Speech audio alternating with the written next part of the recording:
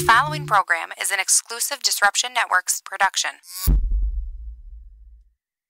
So you just bought your dream home, and now it's time to move. Let's face it, nobody likes to move. All the packing, unpacking, lifting, upstairs, downstairs, and broking everything, including your back. Let the professionals at EJA Moving Company take all the stress and pain out of your move. Competitively priced moving, relocation services, office moves, and complete packing and unpacking services. They work with everybody to make it simple and easy for you to move and relocate. Call EJA Moving Company at 315-335-0516. When it's time to relocate, have EJA Moving do all the work for you. Hit them up online, ejamoving.com. Hey, Disruption Network. This is Mike Sacco, the general manager at NYE Volkswagen of Rome. If you don't know me by name, it's only because you have not received the best deal. There's only one reason to leave Utica, and that's to come see me in Rome and get the best deal on your next new, pre-owned, or certified VW. Mention that you heard this ad from Disruption Network and receive $250 off your next vehicle purchase. You'll know why our customers say,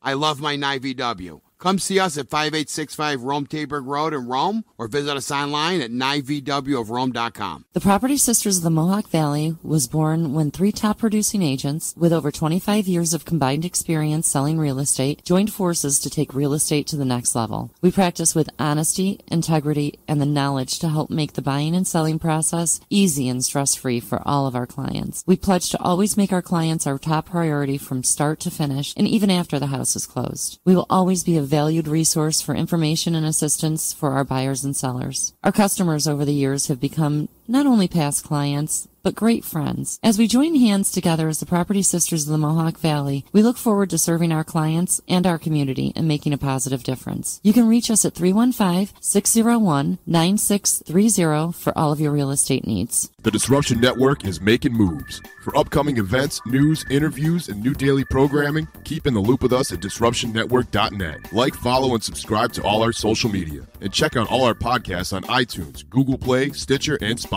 Get up on the D, DisruptionNetwork.net. All right, listen up, everybody. This is former governor of California, Arnold Schwarzenegger. You're listening to the D-Line, only on Disruption Networks. That's the D. Do it now. Rah, rah. Welcome to the D-Line. Illegal contact, number 51, Zenkutsu elbow thrust to the up back, Orimawatsu roundhouse lunge kick to the quarterback, Takatami insword block to the, shoot, never mind, 15 yards, first down. Live football podcast on the Disruption Network. You just got the feeling that he spelled the 8-hole and then got it in the end zone. You find out life's this game of inches. So is football. And now, here's your hosts, Chicken, Caleb, and Sil. But they are who we thought they were, and we let them off the hook. What's up, everybody? Welcome to the D-Line special Tuesday edition for Thanksgiving. Joining us today is Rich Massucci. What's with the chicken, man? What's with the chicken? It's a turkey. Oh, it's a turkey? It's a turkey, man. It's for Thanksgiving. Thank you for coming in, brother. Absolutely, man. It's good to be on finally. Yeah. And we got Sil over here, of course. The man, the myth, the urban legend. Hot lunch. But, yeah, thanks for coming in, brother, on such a short notice. Absolutely, man. You called. You were like, we want to talk about the Steelers. And I went, I'm your guy. Let's do it. I mean, we got some things to talk about with the Steelers, but yeah. You know, before we get into that, I really want to touch on this game last night. Insane. Oh, my Insane God. Game. As far as I'm concerned, fucking Super Bowl's done. Season's over. That was fucking great, man. Great game. I'm hoping. I know I picked New Orleans. I can't go wrong either. Like, I think if you put New Orleans against the KC, you get the same battle. Or New Orleans in, the Saints or the Rams again. Well, even the Rams-Saints game was great. Those three teams, they're tight. They are. Those are some really good teams there. Listen, and you've got MVP candidates on all of those teams, absolutely. Man. And who do you choose? Right now, who do I choose? Yeah. Not Mahomes, because he folds in big games. How can you 7 say that? turnovers by Mahomes. Yeah, but he had 6 touchdowns. I mean, now granted, they have more points, more average points in those 2 losses than they do in their wins. But 7 turnovers in big games is not cool. I 6 don't know. touchdowns in big games. That's still a second-year player, So man. Drew Brees. I'm a Drew Brees fan. Yeah. I would say if I had to choose right now, I'm probably going Drew Brees. I'd probably go Drew Brees too. Yeah. Yeah. I think he earned it. And the thing that like hurts Drew Brees is the same thing that hurts Tom Brady is that they do it every single year. Mm-hmm. And you kind of almost like gloss over it. Oh, Drew Brees got, 5,000 yards again. Like, yeah, another day at the job there. Big deal. Yeah. Whatever. But this year, I mean, he's just crushing records, and he's really pointing out, like, and the rest of the team caught up. It's not he's not a one-man show anymore. Well, look at the team around him. That team is stacked. All those teams are stacked. But you look at their wide receiver. They got one wide receiver. But now the rookie, is he a rookie? What the hell is his name on New Orleans? The young kid that opposite Michael Thomas. Did you watch that? Did you watch that game? Yeah. I forget the kid's name. On. Kid was balling out, man. Mm-hmm. So they got another weapon. I just find it funny that they signed Des Bryant, he gets hurt. They signed Brandon Marshall, he gets hurt. They can't win, dude. Oh, Marshall did? Yeah, he hurt his knee, I guess. Oh, awesome. And but he's doing it with really one major wide receiver. Because name me another wide receiver. Oh, Traquan Smith. Yeah, he was balling out. But look at your running core, man. I mean, look, God, that's a two-headed monster there. That's how do you stop that? How do you stop that offense? You don't. No, you really don't. That you got to be a team like the Rams or Kansas City can just keep up. Yeah. So we should talk about that game last night, though, man, because that was probably the best game as a football fan. That was the best game I've seen in 20 years. Rams had a nice lead at the start with. KC catches up. Rams take the lead again. Rams catch up. I mean, in the same fashion, too. Yep. A fucking field goal and then a strip sack, strip fumble. Oh, defense for both of them. Yep, absolutely. And then, KC goes up again, and then Rams take the lead. And, Rams could have, I felt could have finished it instead of having to punt. They should have given it to Gurley 3 times in a row. At the end of the game. Instead, they passed 3 times in a row. It drives me. And they were able to save that final timeout, which didn't really make much sense. That was right. bad play call. You run the ball. You're the second leading rushing team in the league. Right. How the fuck are you not running the ball?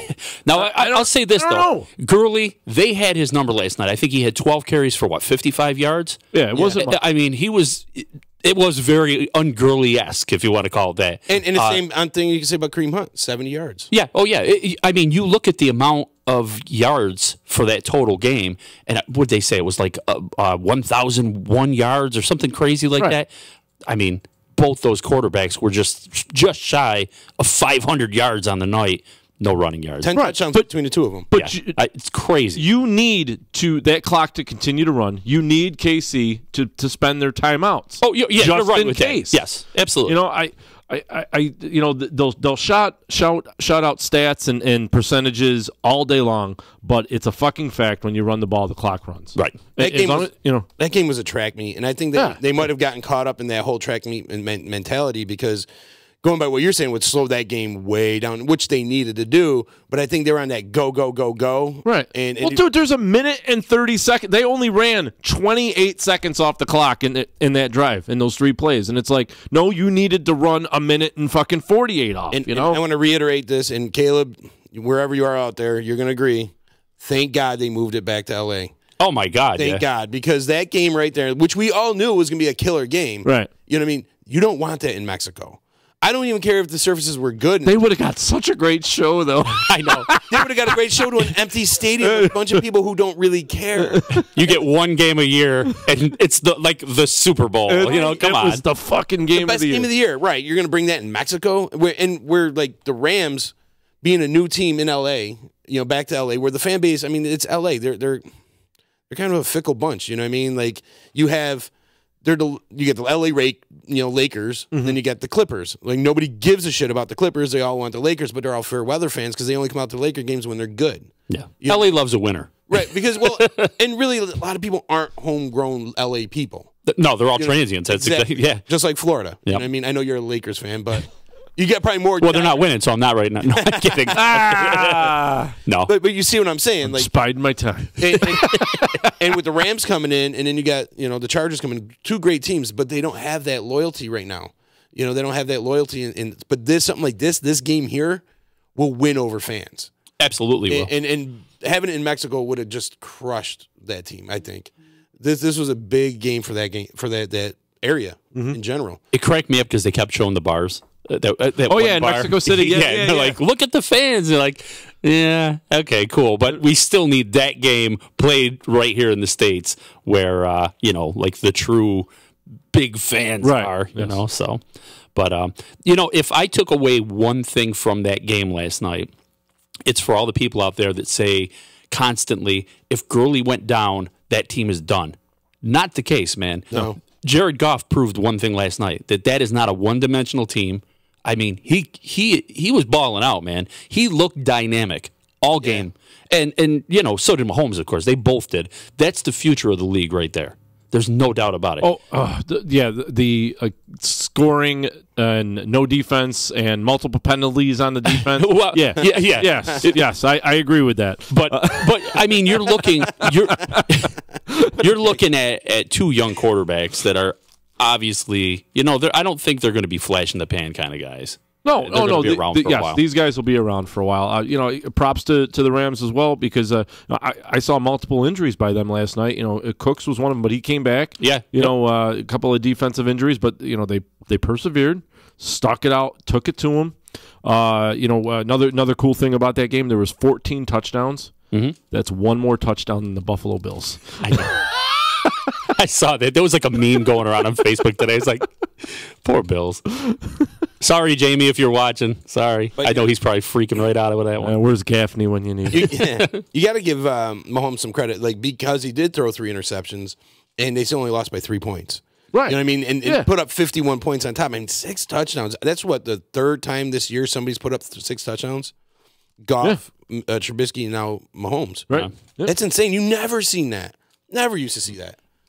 I will say that's probably also, like you were saying, with the way the league is going, where you can't breathe on a quarterback without getting some kind of a penalty. Even the other day, not to bring up the Bears now, but Trubisky he slid head first. I know that even leg first or head was this first. The wink? Yes, that was it. And it's like that was such a bullshit call. I'll take it, but it was bullshit. Exactly. And you knew that's because he was like I didn't really get hit, but go ahead and give me the 15 yards. That penalty got us the 3 points to seal the game. I don't think that was a bullshit call. I mean, it was a late hit. He hit him way late. He did. He hit him really late. Suspect at best. He was already down, gave himself up, and then he hit him. Like I said, I'll take it. The guy wasn't even in motion when he hit him. You guys did the same thing that I did with Roethlisberger with their game, where during the beginning of that game, he got sacked. He got. Mm-hmm. I'll say he didn't get driven to the ground, that's the penalty that they're looking for. And they called it for 15 yards. You're like, I'll take it. Now, later on in the game, he got bulldozed, and they didn't get any call on that. So there's no consistency in the calls at all. But speaking of diving in, I mean, Roethlisberger, that last play. That was so cool. That was a great play. It was a great week of football all the way around. Oh, yeah. There's some great games. 11 games with 5 or less points, 9 of them with 3 or less. It was just awesome. Yeah. I just wish a lot of them went more my way. But the games that I knew that Philly and the New Orleans game was just going to be a blowout. I knew New Orleans was going to come out. Philly's done. Yeah, New Orleans wanted to come out with a statement. They're playing the champs. They felt like they should have been the champs last year, and I think if they went past Minnesota without that miracle, they would have beaten Philly and they would have been in the Super Bowl. Philly's got way too many injuries right now to even think about competing. I mean, at this point. They're playing the Giants coming up this week, and I don't even know about that game. The Giants are starting to figure some things out. They are. I know they went against some shitty teams, but sometimes that's what you need. It's a little late in the season to start figuring things out. But you're right. In that division, they might come back and win the damn thing. I mean, that division's such a mess. It's so mediocre. But it's just every time you turned around in that Philly game, somebody was on the ground from their defense. And I mean, just bing, bing, bing, one after another. And how many freaking defensive backs can you go through in one game? Apparently, all of them. That's the answer. All of the roster. Let's go through everybody. Putting people out, hey, can you play defensive back? It looked like a 20-card pileup, you know? Come on down. Anybody got any football experience? Come on down. It's like the Bills looking for a quarterback. Like, Jesus. Looks like Allen's going to get the nod. Is he again? They're just going back and forth. Yeah. So kind of like the Bucks. Like, they have no idea what they're doing. Oh, my goodness. It's like a carousel at the quarterback position, and both of them are kind of shitty. Yeah, that's why I said earlier, that is the future of the league. Looking at Mahomes and looking at Jared Goff, when you look at some of the big names at quarterback in years past, when you're like, Jameis Winston, he's going to be great. He's not really that great. Mariota. Mariota. But he's if he could get his injuries out of his way, he's brittle. No, he really is. You can't touch the guy without another Blaine Gabbert sighting this past weekend. You know, it's like he keeps getting hurt. Yeah, it was only a tweak, but what's a zinger, so he should be back this week. It's very hard to look at some of the quarterbacks that have come in years past, and they were expected to do these great things. And what happens 3 years into their careers, and they are kind of relegated to the bench, and that's where they're gonna. Are you talking about RG3? He's another great one. Yeah, he's a great example. I mean, Teddy Bridgewater. Teddy Bridgewater by no fault of his own, man. And speaking of quarterbacks, obviously Alex Smith, man. That is. Oh, I know that was brutal. And how about it happened on the day that Theismann's injury happened, and the same yard line. They said the same kind of injury, and he was there. Yeah, he was there. Like, wow. Like, talk about gruesome. And Alex Smith, I like Alex Smith. I've always thought I didn't always think Alex Smith was a great quarterback. I always thought, man, they really fucked that one up. But later on in his career, he kind of reminded me, remember Vinny Testaverde? Oh, yeah. He, for years, he sucked. And then he got with the Jets in Baltimore, and all of a sudden he had, a resurgence. And he's like, wow, Vinny's actually doing pretty well. Yeah. And it kind of reminded me of Alex Smith because they learn how to protect the ball, get the ball to the playmakers. And I felt like that having that leadership and that constant pro at quarterback was good for them. However, I feel having Colt McCoy at quarterback gives them a little bit more dynamic. Yeah, they can run the ball now. And a little more excitement. So I think this team might actually go further with Colt McCoy. They're going to have to. I mean, because they just signed Mark Sanchez, which everyone's like, Sanchez? What the hell? Sanchez is a great, mentor. He's that guy that mentors the guys in that the quarterback locker room. And he did that with Trubisky. He did that with Dak Prescott. And that's what he was brought into, to be another coach and player at the same time. Yep. And they said in that role, he's phenomenal. You can't have any better. And when I think about that, I think of Josh McCown. Those type of guys. All these names, Mark Sanchez, Josh McCown. Yep. All names just like we were saying. Fitzpatrick. No, names that were supposed to be huge and just fell miserably short. I mean, do you remember, 4 years ago, John... Barely. I don't remember yesterday. John Gruden always used to do the... what was it he would talk to the rookie quarterback? Yeah. I loved. That was a good show. And he would show him this guy's doing this, and and I think it was. I want to say it was Colt McCoy that he had out there, or maybe it was even Alex Smith. One of them, I don't even remember who the hell it was. Sam Bradford, one of those guys. He was like, "Oh, he's going to be great because you can tell him he'll be standing at the 50-yard line, throw it." I want you to hit your receiver in stride at the 20, and he can make sure. He's like, well, what end of the ball? Do you want the front tip of the ball or the back? And he'll have it exactly there. Jeez. And you're like, wow, this kid must be really, really good. And the first thing he does is come out and absolutely suck. Right. And I say that as a guy who Rodney Pete. I say that as a guy who can't throw a ball myself, but I'm not getting paid to do it. Well, we thought Andrew Luck could be in that list, but this year he's come back. Yeah, he's actually come back strong. And is it Frank Reich? I mean, is it like is that why the Eagles are a little poo-pooing this year? I mean, last year you were able to take Nick Foles, and bring him right into that offense without really missing a beat. Mm-hmm. And then it kind of makes you wonder: is it because of the coaching? And now you look at Andrew Luck, he's killing it. And what's the difference? Well, I would say Frank Reich. Now, if I recall correctly, Foles went 2-1, and they couldn't wait to bring Wentz back in because he lost that last game. Was he 2-1? Was he 2-1? I don't remember. I remember he wasn't too bad. I'm gotta look it up now. How Eagles schedule? So there was a big urgency to get Wentz back in there, but well, that's because it just doesn't seem like is that panning out now? You know, I don't think he's the problem. I don't think Foles is the answer. Yeah, and I don't think either one of those Foles was having some problems, but I don't think Wentz is doing bad. I think it's their injuries are just. I mean, from day one they've been. Now, he was 2-1. He lost against the Bucs. Then the Titans beat him in the fourth game. The Miracle Bucs at the beginning of the season. Yeah. Wow. Yeah, remember that? They thought, wow, the Bucs look good this year. Yeah, they're going to make a real run. Wow, right down the toilet they went. Back Pittsburgh said no. Yeah, they just kind of killed that whole winning spirit down there. Speaking of which, I mean, like, Pittsburgh, I feel like, the Chargers lost this week, which really kind of surprised me. Yeah. And I'm sure Kansas City's really happy about that. Yeah. They get to lose a game and still maintain the lead. But, nobody's talking about the Chargers. Nobody's talking about the Pittsburgh Steelers. The Steelers, they look like a dumpster fire at the beginning of the year. They looked like, and I think just like last year, and I think they like to play possum a little bit. I think they like to make up drama so that like people think they're all in disarray. Because remember last year he's going to retire. He was saying, "I don't think I have it anymore." Right. Remember, and everybody's like, "Oh, if you're talking about not having it, then you don't have it."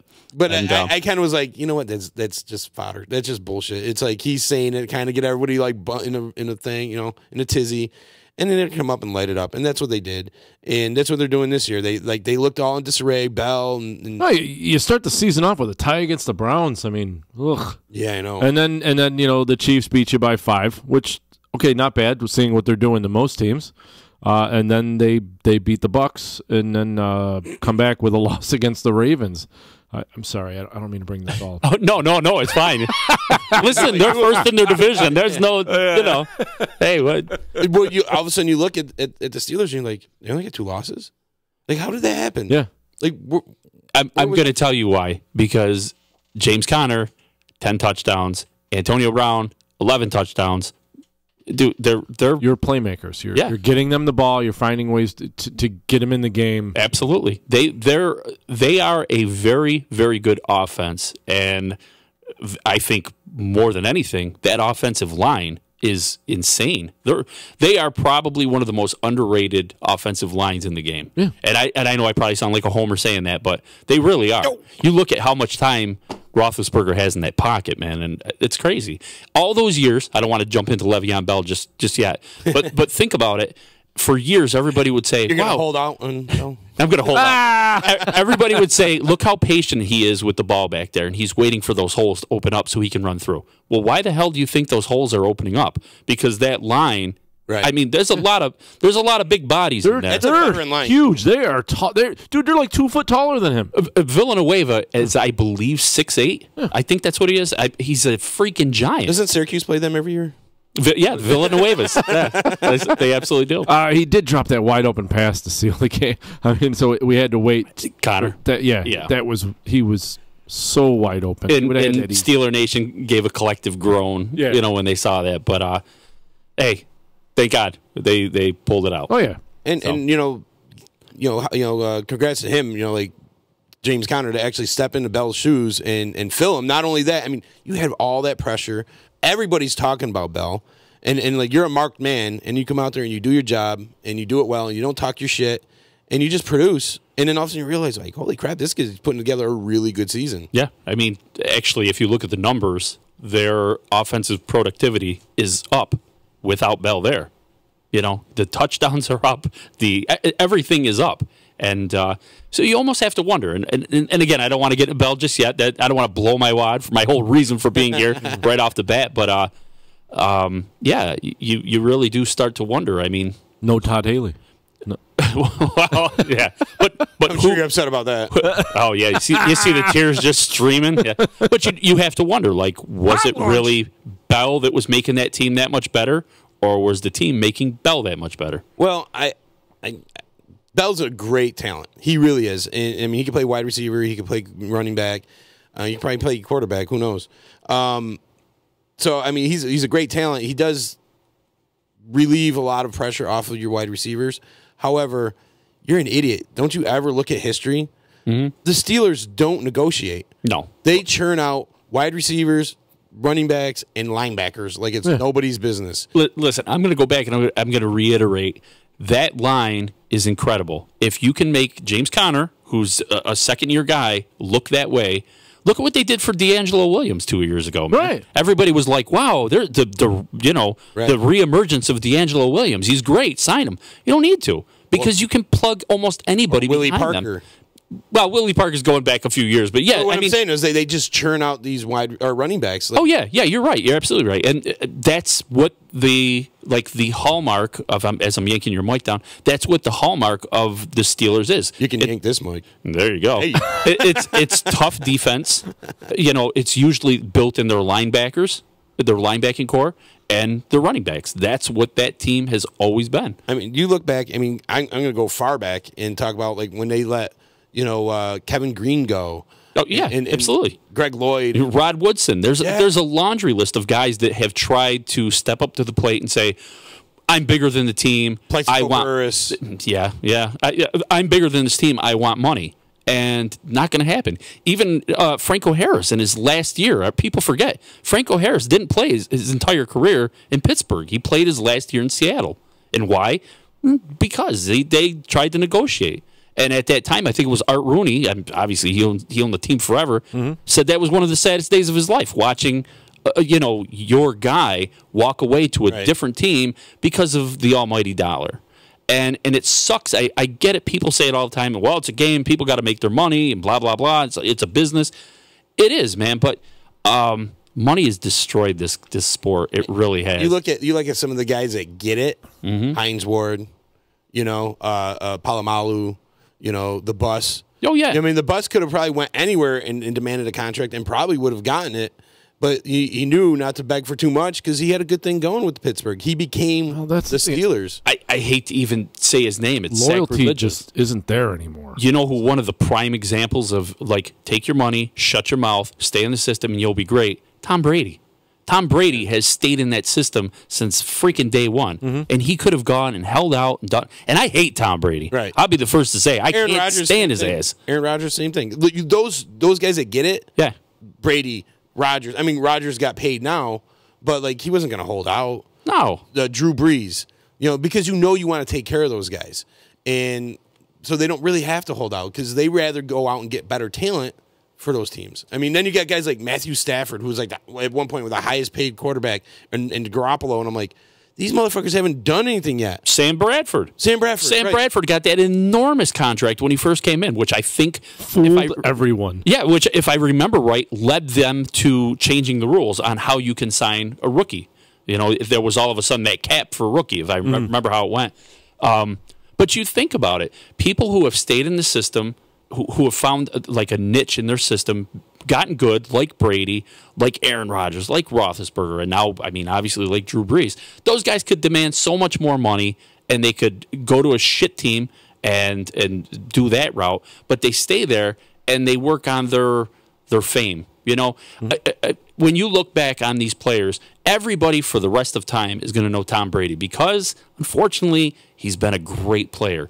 Roethlisberger, great player. Drew Brees, great player. Is anybody going to say, you know what? Sam Bradford made a hell of a lot of money. But nobody's going to remember his name in anything. Matthew Stafford. Is anybody going to give a shit about Matthew Stafford in 10 years? You're right. No. It's all priorities with the person. And I'm not saying Stafford's not a good quarterback. He's a good quarterback. He's not worthy of being the top paid quarterback at any point in time. No, he's not. Absolutely not. And, I mean, is he best for the Lions at the moment because they have no other option? Sure. I mean, he's a good quarterback, but not worthy of that money. And Garoppolo hasn't shown a damn thing. So, like, when you look at these guys getting the big money, and I think these guys go after the big money, and it hurts them. We've seen it with Brock Osweiler. He takes a huge contract. Oh, yeah, I'm going to get paid by Houston. And now you got a mark on your back. So now you got to go out there and produce like that top-rated quarterback that you're not really there yet. And they only gave him 1 year. And a lot of these guys, it's hard for them to adjust to that new team. Yeah. Well, wasn't it? I'm going to go play for Denver. Oh, I'm going to go play for Houston. Oh, I'm going to go back and play for Denver. Right. Then he switched back and forth. I remember. Trip to the Browns, and he went to Yeah, he got chopped around a little bit. But Journeyman. I don't think he was as bad as everyone thought he was. But like, if he had stayed and took the lesser money and stayed with the Broncos, where they already had a great running game, they already had a system that he knew and he was familiar with. He was taking over for Peyton Manning. Manning was retiring. It's not like you had to really live in the shadow. You didn't have to become Peyton Manning. They knew who you were. Yeah. And you had that defense to bail you out. But instead, he took the money. And granted, you waived, what was it, like $60 million or some shit like that? Like, you waive that money in front of anybody, they're going to want to take it. Sure. They want to be that guy. But sometimes you just take a step back and be like, you know what? I'm not going to go after big money. I like where I am. I'm going to succeed here. I'm going to succeed here. I may not get as much, but I'm going to succeed. And I go there, I'll take the money. It's a whole new system that, where I thrive in the system. I honestly believe if Brock Osweiler stayed on the Broncos and learned probably that still system, be with the Broncos. Exactly. He would have been that quarterback that they've been looking for all this time. Right. Well, now, guess what? Ryan Tannehill's coming back this week. So his time in Miami is back to number 2. We got some people checking in. Tom Borgia saying, Massucci, Saints, bro. Oh, he's a Saints fan. Yeah, that makes sense. Saints are looking nasty. And then I haven't talked to Tom in a while, man. What's going on, brother? He can answer me.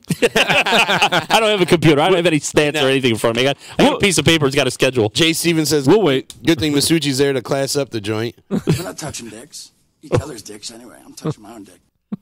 Yeah, it's classy. Yeah, I'm here to put the ass in class for sure.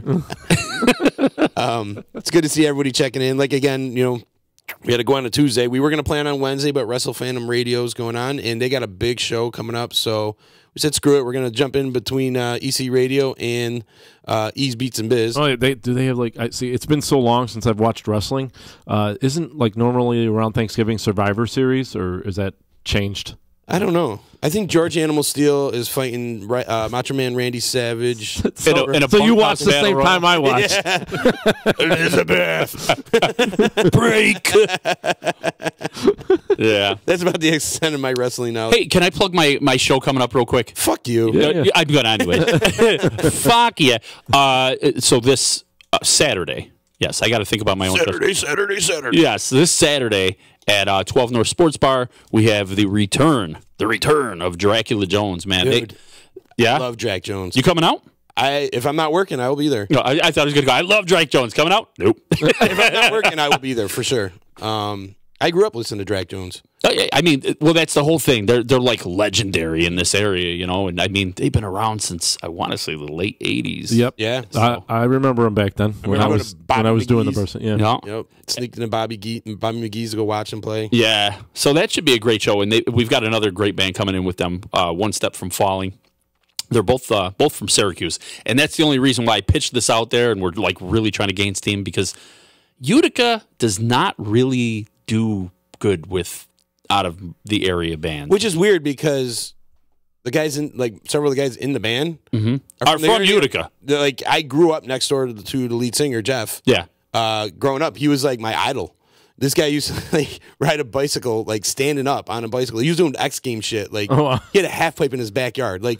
He was doing X Game shit years before it was ever popular. So we're just like, wow. And then hearing his band play, and he's the only guy I've ever seen play guitar and sing at the top of his lungs with a cigarette in his mouth. I'm like, how do you do that? The cigarette, like this. The cigarette, I'm like, the cigarette doesn't come out. I'm like, man, it's yeah. And he wails. That's a great band. Sean Trinkus is in that band. Oh yeah. Yeah. Well, at least he used to be. I don't know if he's still in the new one. I mean, it's going to be a really good show. We've been doing shows now up there, I think, for the last 5 weeks, something like that, and it's been gaining steam pretty steadily. We've got 75, 80 people coming out per show. Nice. And that's not bad for this area. No, for original local bands, that's outstanding. And what's cool about that is I will take 70, 80 people in a bar like that because when you get too much more packed than that, it's hard to get a beer. Yeah.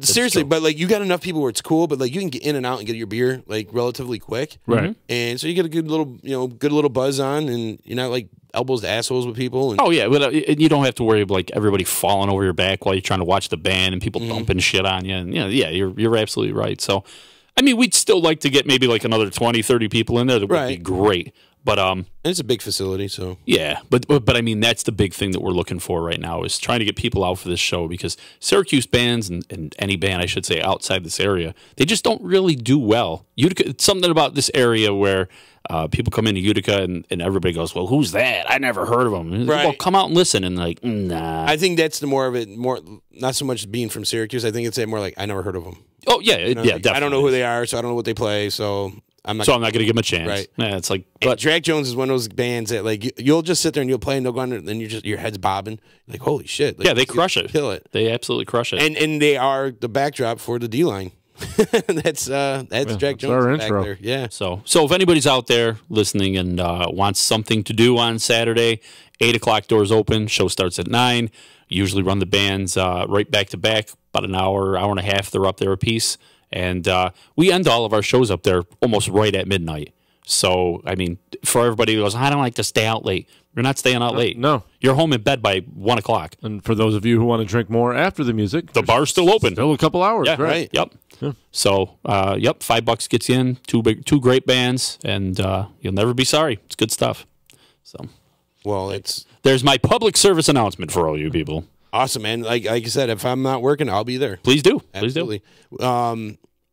So let's talk about Bell. Let's get into this a little bit. Oh boy. I just like I know you're a big. Now that's done. You're diehard. Oh, that's out of the way. And you know this whole shit going on with Bell. What would you want to see your Steelers do with Bell now? Just let him go? Do you just cut ties and say bye? Be a third-year franchise, $25 million. I think that gets you nowhere. He's a dead end right now, and I'll tell you why. Because obviously he's proven. I mean, the Steelers offered him. Well, what was he? What's the franchise he was going to make this year? I believe it was $14.5, and apparently that's not enough. He wants $17. He wants to be paid as a running back, a number 1 running back, and a number 2 wide receiver.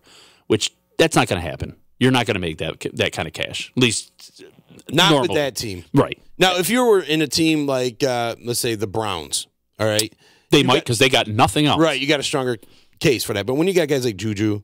And you got guys like, Antonio Brown. You got other guys that can produce. And now you got a running back that could come in there and take over the reins as well. Right. You don't have a leg to stand on that team. And like you said earlier, when you have that type of system that has never, historically, they've never paid anybody. Right. That's probably why they've been relevant almost every, at some point in every decade. He's not going to take any lesser money. And I heard the rumor is now he wants to be paid as a quarterback. That's what people were saying. I'm like, you got to be kidding me. How much? This is the biggest question about this. And if you ever listen to our show, the 3 and Out that's on our show, our network. What's that, garagebar.com? mygaragebar.com. You would realize that I am not a big fan of big contracts. I'm not a fan of football contracts. I look at that kind of money and I think, I know people are talented, and you hear the same thing all the time, like, yo, this guy's got to get paid. I agree. But here's my rationale, how I hold everything. Do you realize that the average person in this world makes $2 million in their lifetime? In America, they make $2 million. That's an average. These guys, when they're playing the game, let's take Le'Veon Bell, for example, at $14.5 million, he's making 7 times more than the average American will make in one season, playing 16 games, 20-something games if he makes it into the Super Bowl. 7 times more. That's for 1 year. If he's on a 5-year contract, holy Christ, how much money is enough money to where somebody says, I'm good. Right. I am good. Because then you start hurting your team. Well, you start hurting your team. You can't re-sign other talent. Right. But at the same time, these guys, you're talking an amount of money, unless you are a fucking crack fiend that is just giving away money like Mike Tyson used to do. All right, let's leave Lawrence Taylor out of this. How much money is enough where you can say, I'm comfortable and I'm good? I mean, think about that contract. That is an enormous amount of money. And for somebody to turn around and go, nope, not enough. I'm going to try to prove my point that I wanted $2 million more by listening to my dumbass agent who's talking, I don't know what kind of crazy nonsense, and I'm going to take a $14.5 million loss on this season to prove that I should have got $2 million more. It defies logic. I don't get it. And I know there's people out there that will argue with me, and they'll say, nah, man, he's worth the money. You got to sign that guy. You got to sign that guy. The Steelers, who proved their point more this year? I'm spitting everywhere. Who proved their point more this year? That the Steelers need him or he needs the Steelers? Because they're doing better without him. And you knew that. Like you keep saying, like the Steelers are just going to keep rolling. They're going to keep rolling out. They could transition tag him so they could at least see what his market value is worth. They might. They might do and that. At that point, they don't have to sign him. You know? Right. I mean, I think he hurt his cause because not only has he been away from the game now for a year. Actually, I think by the time the offseason rolls around and he gets signed again, it'll be closer to 2 years. Right. But he hasn't played in all that time. The last we really seen this guy, he's sitting on a jet ski looking a little fat in the ass here. And guilty. Yeah, me too. And at the same time, now you have to look back. And like I was saying earlier, did that offensive line make him better than what he really was? Is there a team out there that's going to say, I will sign him for $17 million? I know we don't have a line, but you know what? Now we got this great piece of the puzzle. You are basically mortgaging the team. You're signing away the team to get one player in your organization. Right. Do you want to do that? No. I wouldn't want to do that. He's going to go to the damn Jets. Everybody knows he's going to go to the Jets. No, he's going to the Packers just to piss me off. He's going to go to the Jets. He's going to sign an enormous contract. They're going to get sick of him in 3 years because he's not producing they think he will. You don't think Gruden's going to make a play for him? No. I think he might. Gruden's going to build by the draft. He's got enough freaking draft picks. You put a guy like Bell back there, that's a threat out in the passing game, threat in the running game. You don't have a real true number one running back right now. I mean, beast mode's not going to last very long. I don't think he's even coming back. I don't think so either. And so now you got rid of your number one wide receiver. So you got Jordy Nelson in there. So like I feel like a Bell, just like a Saquon Barkley, can really buy you some cushion. You know what I mean? Like you don't need a stellar line. You don't need when you got a guy like that, he can make defenses honest. And if you're going to develop a new team and you're going to push it through the draft, I don't know. You get a guy like Bell, I think that helps you out quite a bit. Well, you look at it. He was down in Miami. No taxes down in Florida. New York, one of the highest taxes tax state. I can't see him in Miami. I think in Miami he'd be a waste. Oh, well, I think but if he's all about money, I don't think Miami's going to pony up. I think he'd be a waste going with the Raiders because honestly, at least you got a decent quarterback there. That team is they just had a dumpster sale. Obviously, Mm-hmm. I mean they've traded everybody they own for draft picks. That is a team in the rebuild. Do you bring in a high-paid, high-profile running back to basically anchor around what is going to be a rebuild for the next few years? I don't know if you do that. You know damn well they're not going to compete for the next few years. I'm a bigger fan of like kind of what the Bears did, what we've seen the Seahawks do, where they surround the team like with good, like really good quality players, like tough players, hard nosed, football players, and then you go out and get that one or two stars. You know what I mean? You get that first round draft pick. You go make a trade for that big guy like they did with Khalil Mack, and then drafting Roquan Smith. So now you put them already on a tough defense, and you add the stars to it. So now you already got a cohesive unit. I mean, they were top 10 last year, so now you just add the stars to it. And Seattle did the same thing. You had a bunch of these no-name guys for a while that were they were good players. Nobody really stood out to you, and then you got the stars. Then the stars started coming out, and you're like, wow, this team's actually really legit. And I like building that nucleus first. I mean, they could. You're absolutely right. They could go for him. I just personally wouldn't. And I think because I'm completely jaded off of his ass anyways right now. You don't even seriously. I would just put him out of my mind. I wouldn't even worry. You know what? He's gone. He didn't make a dent in our season this year at all. Fuck him. Seriously, I would like right. Exactly. I'm kind of mad we're talking about him. Fuck him. I would have really liked to have seen him in James Conner share the backfield and like really what you could have done. You have so much talent back there. It would have been really kind of cool in this last push towards the playoffs, how they would have like incorporated the two of them together. You would have had a situation very similar to what is in New Orleans right now. And I mean, if you put the two of them back there, because of course he's a very talented guy. I'm not taking that away from him. You would have had like a team that was obviously immediately a Super Bowl contender. No doubt about it. They're still going to be there in the playoff discussion. They're in the they're going to be in the playoffs. But I mean, if you could have had that two-headed monster and brought that into the playoffs, along with arguably the best receiver in the game, he's obviously in the conversation, a quarterback who's probably top 5 to top 10 every year.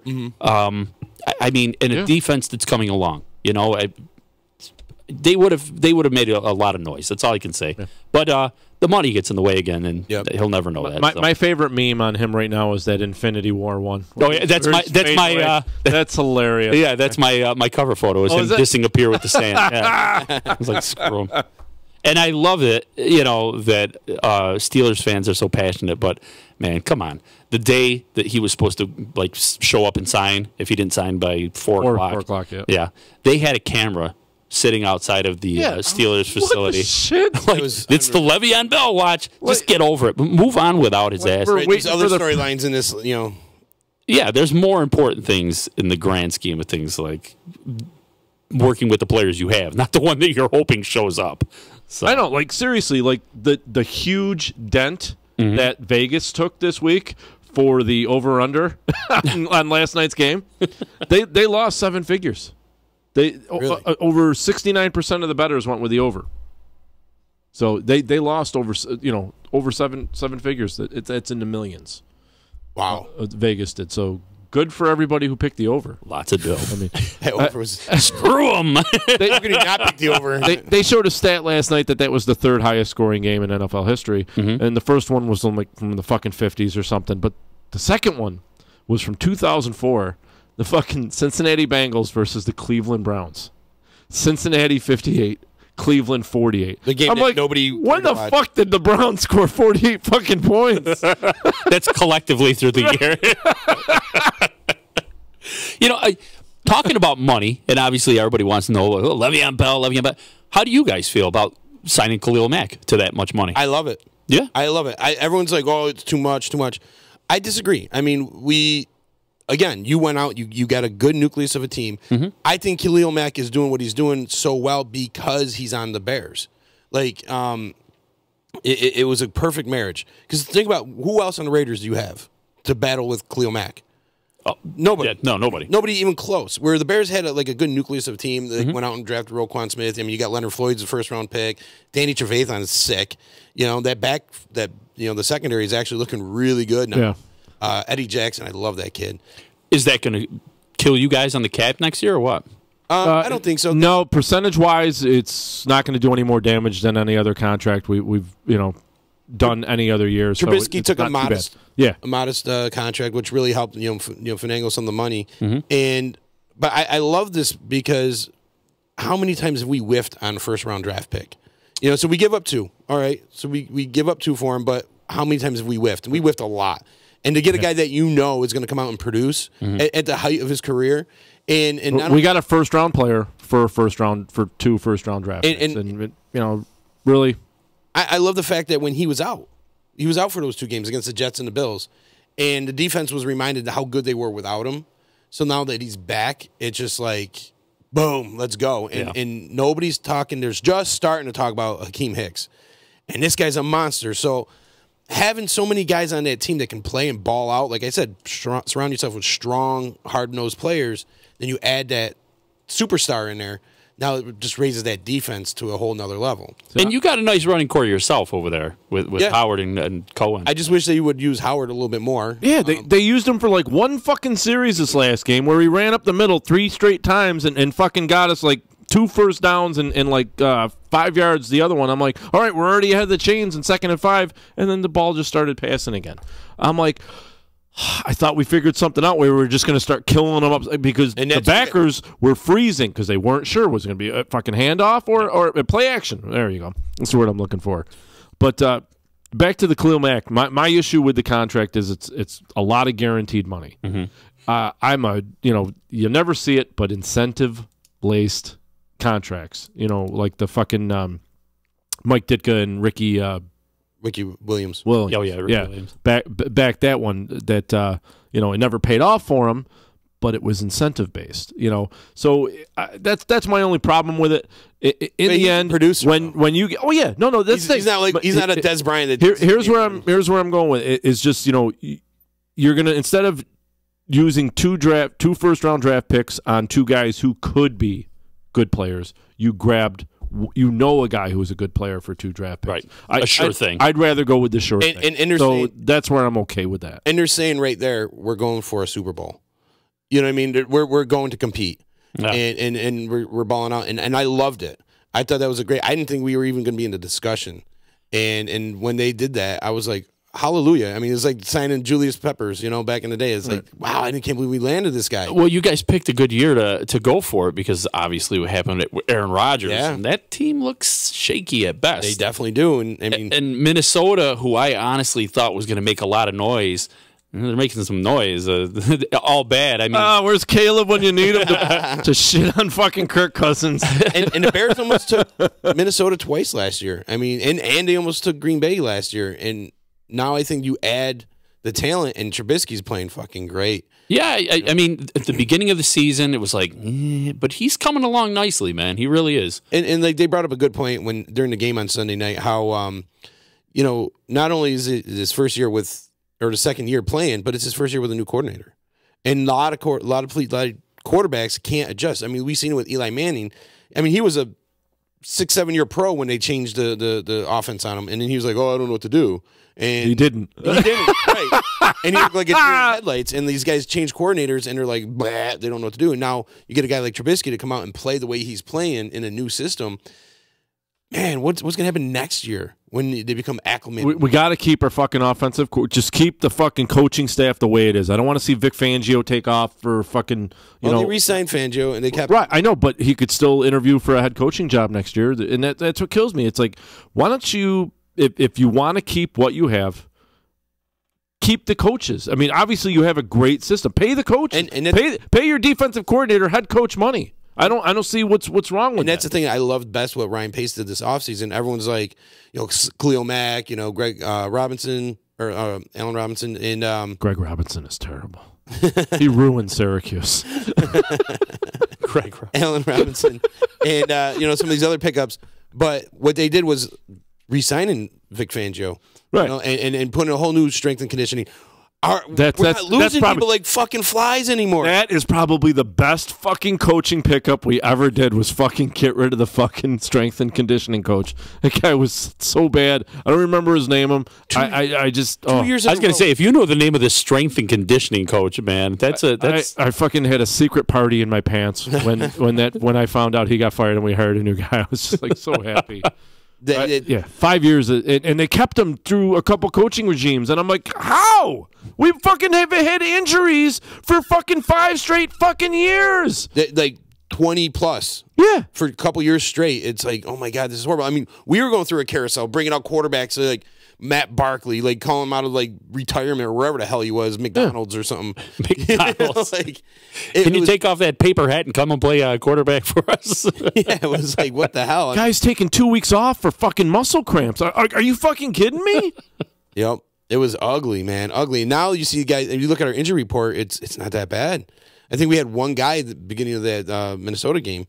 And I mean, Trubisky, you're hearing a little bit of stories like maybe his shoulder's out, but by this time, like last year, we had 20 deep in IR. Yeah. We had no wide receivers. It's like my mom. None. So Dave Bandage checking. He said Jason George was the strength and conditioning coach. Thank you. Nobody should ever hire that asshole ever, unless you're the Green Bay Packers or the Dallas Cowboys. You should hire him. Right. And speaking of Green Bay, and Dallas Cowboys, are we looking at 2 head coaching changes going on there? I think Jason Garrett should absolutely be. Yeah, he should be. But I think he's going to save his job with their easy schedule and the way that fucking division is right now. The Cowboys could easily win that fucking division, and he could squeak out another 2 years. Serious. It's so ugly. It's so sad. He's the Marvin Lewis. The new Marvin Lewis of the NFC East.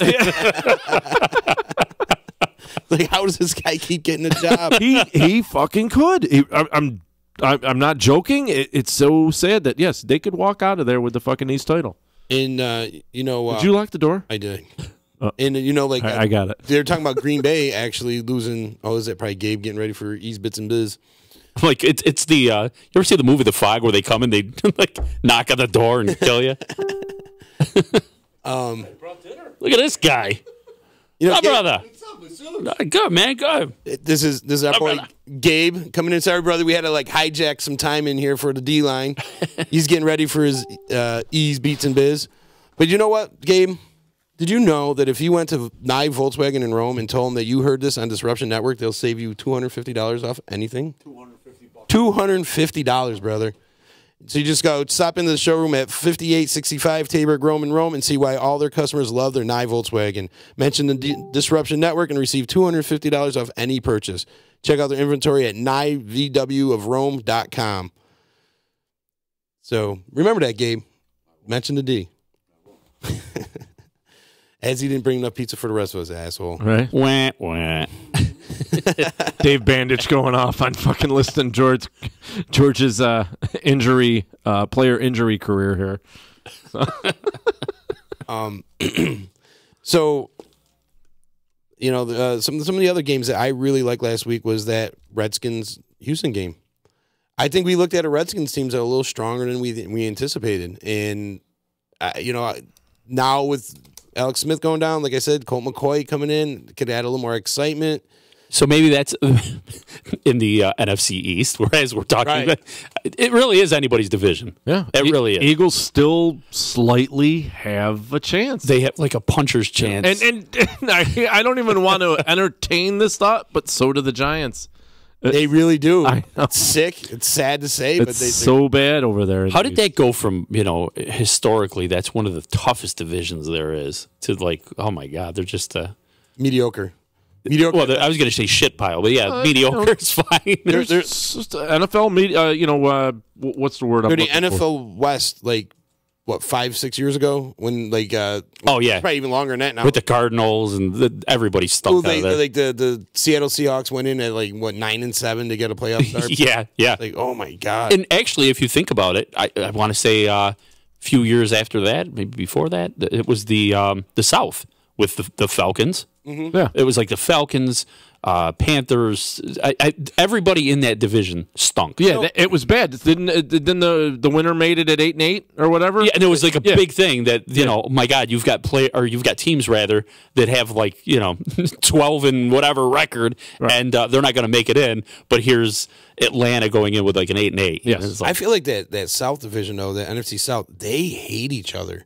Like those teams, it could be anybody. Like Carolina versus Atlanta, and like Atlanta could be hot as hell, and then Carolina will just destroy them. Yeah, they'll go back and forth. New Orleans will beat one, like Tampa, and then Tampa will beat Atlanta or whatever, and it's just they're so back and forth with each other. But what I think it was like they had a new leader every year for the past like. Oh, yeah. Almost 10 years. Do you remember Atlanta would win one year and you're like, yeah, and they had this weird record where like, one playoff season and the next day wouldn't make it. Then the next day would make it, then they would not. And they just would flopping back and forth. They were actually, I'm really starting to hate the Atlanta Falcons because every time I bet on the Falcons, they lose. Every time I bet against them, they fucking win. Yeah. And so, like, this week, I was like, all right, you know what? They're playing the Cowboys. I hate the Cowboys. But you know what? Screw you, freaking Atlanta. So I went and I picked the Cowboys. Yeah. And the Cowboys won. But I was like, I just can't. They're one of those teams I just can't trust. So I have to tell you one more thing because I just looked at the clock. I got to head out of here in a few minutes. But Defensive Player of the Year, Aaron Donald. Got to be. Max in the discussion. Dude, Aaron Donald is on a different planet right now. He is. I think they both insane. I mean, it's one or the other, no doubt about it. But it's like they're both on such a rampage. Yeah. That just when you think, all right, it's Aaron Donald, and then you see Khalil Mack doing some crazy shit, and you're like, man, how do you take that away? And then like they're just both so excellent, man.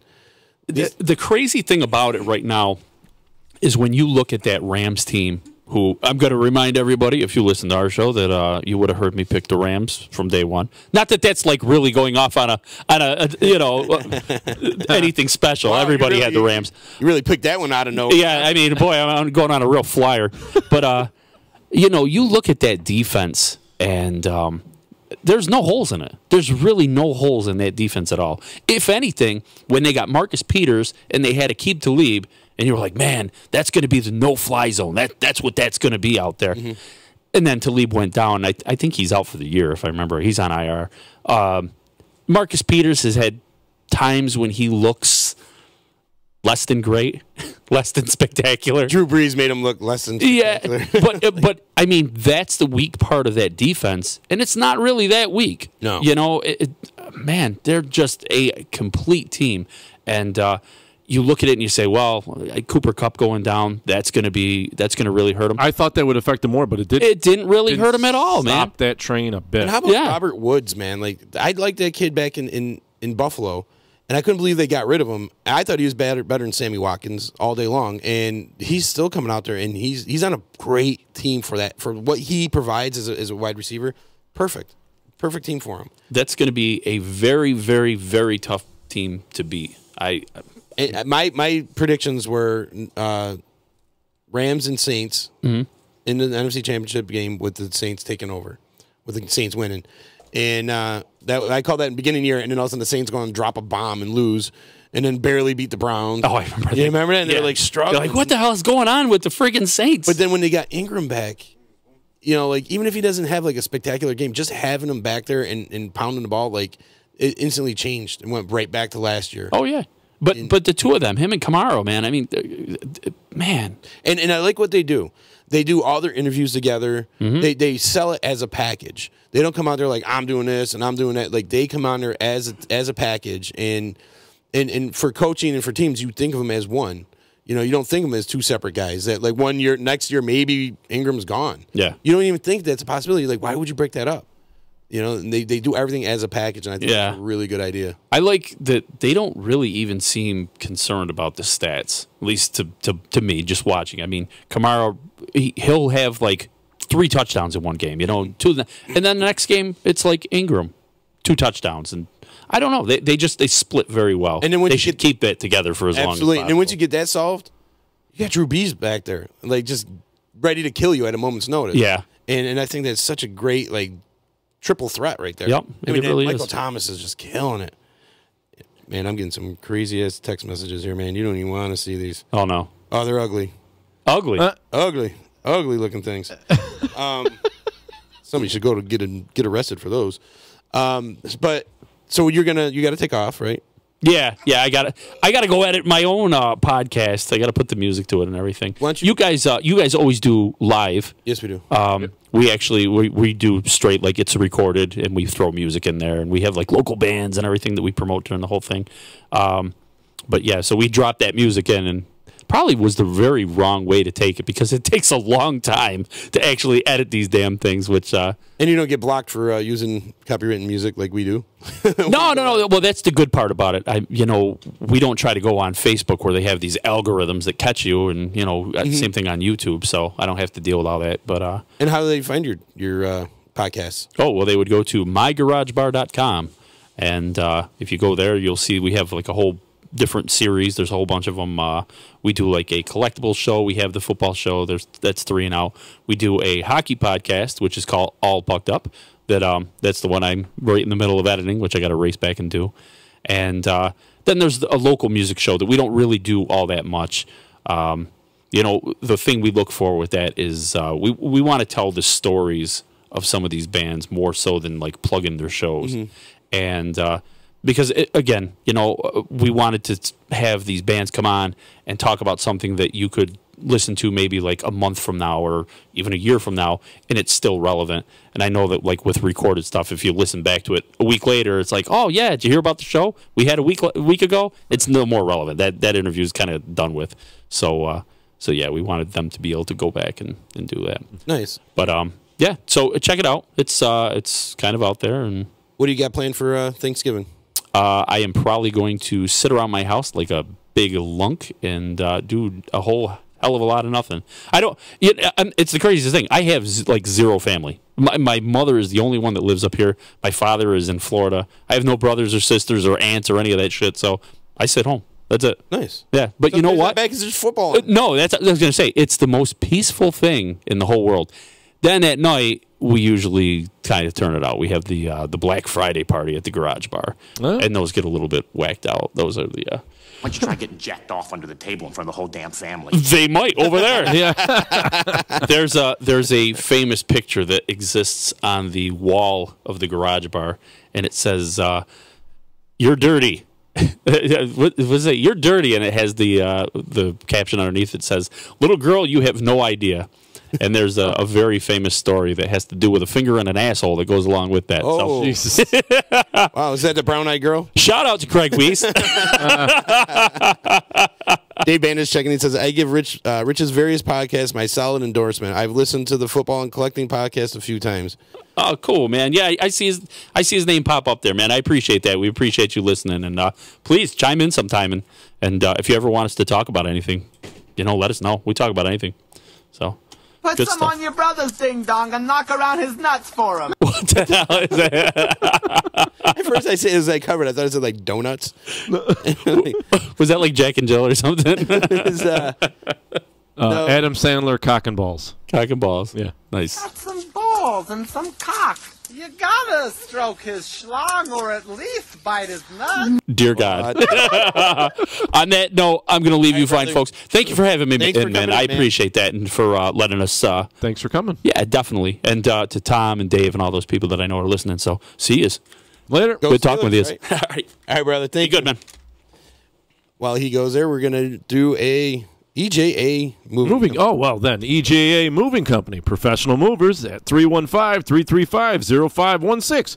Competitively priced moving. Relocation services, office moves, complete packaging, and unpacking services. They work with everyone and make it simple for you to move and relocate. EJAmoving.com. When it's time to relocate, have EJA Moving do all the work for you.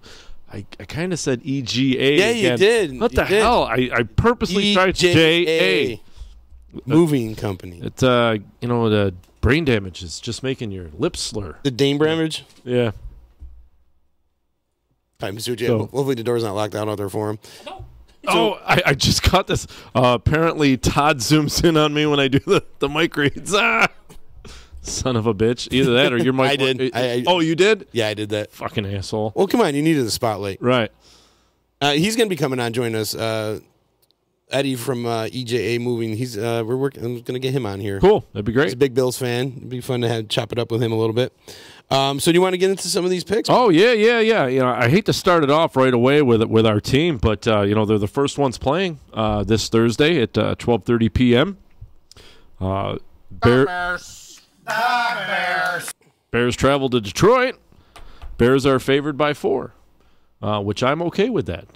It's looking like the Lions running back isn't going to be able to make the game.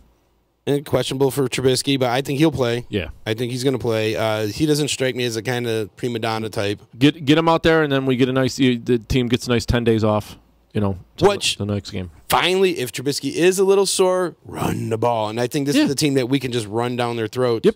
And play ball control. And I like Make to it see a quick game, too, Yes, I like to see him learn to develop that. Because in the playoffs, we're going to have to, open it wide open is great. Mm-hmm. But when you get the cold weather and you're getting into the playoff time and you're playing some really good teams, man, run the ball. Keep the offenses off the field. And I think with Jordan Howard, you got that beast. So I think this is a game you really should. I'm hoping that little stint of Jordan Howard, that one drive was a preview for this upcoming week. This is their third game in 12 days. So and they are beat up. They are beat up. And I think that's why you go run heavy because actually you're going to take the will out of Detroit because they're playing some short-term, turnaround games. Yeah. But they were able to, what was it, how many, 3 turnovers the game against Minnesota? Bears? Yeah. Yeah. Two interceptions and a fumble by Cohen. Yeah. And being able to still, against a good team like that, against a good team like Minnesota Vikings, and still be able to win that game. And they should have had that game by a lot more points than that. Exactly. They got to learn to put these teams away. And and just not let them keep climbing back, especially teams like, when they start playing like the Rams, Green Bay again. Right. You can't have those mistakes and expect to hang around. So, yes, they have to put teams away. Keep the foot on the gas pedal and let your play take care of business. Big Norm saying Jordan Howard, 25 carries. I agree. Okay. Feed him. Feed the beast. Yeah, yes, please. And Tom Belf coming out there saying Detroit is a hot, steamy shit show, and Bears should kill him. Absolutely right. I thought Tom was going to lose his fucking mind when I actually picked the Cowboys last week. I know. But apparently he wasn't listening. So you would probably hold that against me. My boy Neil is checking in from Colorado Springs. Hell of a game last night. It was a Super Bowl. They made it out to be absolutely, man, that was a killer game. But with this game here with the Bears, what I'm liking is they're really balanced. Like the running, they need to run more. But I'm saying like with the offense and the defense, I haven't seen an offense like this ever from the Bears. No. Never. I agree. Trubisky now leads the league in rushing for quarterback. Yep. Just surpassed Cam Newton. And I mean, he's dropping 4 touchdowns here, 3 touchdowns there. And his inaccuracy creeped in a little bit last, against the Vikings, which I was not happy to see. But I'm hoping this week we can not see that. I'm easily picking the Bears this game. Tom, you must have had good weed last week. No, I just hate the goddamn Falcons. He tried reverse psychology, Tom. It didn't work. But I like this game because, I mean, Detroit hasn't shown me shit. I mean, yeah, they're just coming off a win. A big one. Carolina's no pushover. I mean, but then again, now that's a 2-game slide for Carolina. So it's a weird. I thought for sure Carolina was going to take them. Yeah. Oh, by the way, how did we do in our picks? You and Big Norm went 8-5, but due to the tiebreaker, Notre Dame Cuse, he picked Notre Dame, you picked Cuse, he wins. Well, that was close. Caleb and I both went 7-6 and both picked Notre Dame. That fucking Cuse game was terrible. Oh, that was gross. But I'm going Chicago in this game. Chicago. Same here. Beat it. You want to join us? Chicago. Never been on the D-line before. Right? All right. Yes! Yeah, we got Mr. You want to talk football, motherfucker? Ease one himself. Oh, you see that? Did I drooled on it. Gross. I can't wait till Miles to get here. Next up, we got. Who are you picking? Who are you thinking for Detroit Bears game? Bears. Okay. No, wait, where are they playing? They're playing in Detroit. In Detroit. Oh. But it's Detroit. Wow, how's Detroit doing this year? They suck. Bears. Okay. Bears, Dicka.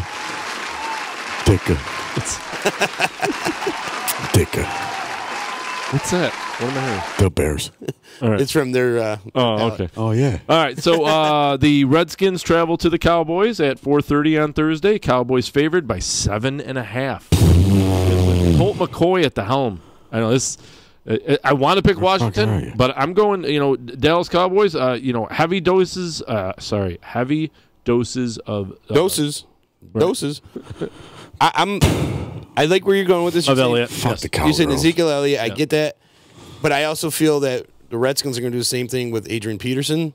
And if I had to choose between Ezekiel Elliott and Adrian Peterson, I'm going Adrian Peterson. Are you think Colt McCoy is going to beat that Cowboy defense? Yes. Nathan Van Der Esch is going to eat him for lunch. I don't think so. I think he's got. Did you see his neck? There's a lot of neck memes going on. Yeah, there is. Well, that's the thing. Now you got to add him, dude. They showed him on NBC. His neck is fucking out to here. It's gross. It's awesome, gross, but it's a football player. Is he on the front line? Is he on the line? He's a linebacker. Yeah, no wonder why. I'm thinking Redskins. I'm going Cowboys. I like Skins' defense. Skins. They were toe to toe with Houston, who I think is a really good team right now. Reverse psychology, right here. Skins. I'm going Skins. Cowboys. Cowboys don't have any. Do you guys ever do the statistics on like? We don't get too nerdy. Well, there's like mascots. There's like statistics against the teams with mascots. Are you serious? Yeah, there has to be. No, I don't know shit about football, but I'm telling you, there's something about that. Especially with betting. You're adding so much credibility to our show. I know who has the best Monday Night Football record. It's the Steelers. All right. Yeah, they only lost like 2 on Monday night games ever. I take that back. I'm going to put my nutsack. Nutsack. Sack nuts. Nuts. Hey, coffee. So you guys are going. You're going Cowboys. You're going Redskins. Yep. Saints.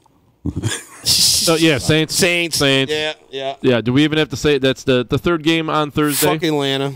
It's going to be such a blowout. Minus 13. Not even. They're going to hit 40 points again. Who's that? The Saints. Saints. Oh yeah. Absolutely. Minus 13. Matt Ryan, the past 2 weeks, has been running for his life. That O-line in Atlanta is bad.